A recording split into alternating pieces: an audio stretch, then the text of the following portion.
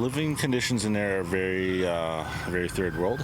A housing advocate is making a plea for more affordable housing in Winnipeg as he showcases the living conditions of those on employment and income assistance. The smell of the hotel itself is just raunchy.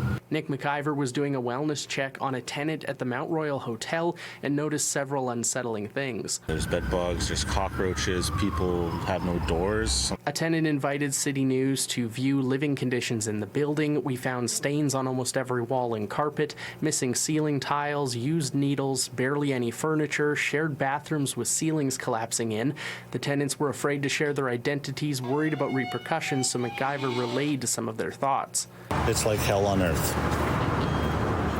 I have had emotional talks with people where they're just like, I don't deserve this. What did I do to deserve this? The tenants said rooms are between $600 and $750 a month, which eats up all of their EIA money. McIver says people with addiction issues graduate from shelters to living on their own with the help of income assistance, but wind up back in the cycle of addiction when this is the only shelter they can afford. If this is the next step, we're only working backwards instead of forward.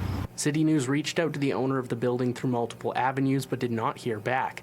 Community outreach worker Mitch Bourbonnier says this quality of living for those on EIA is an unfortunate norm in Winnipeg.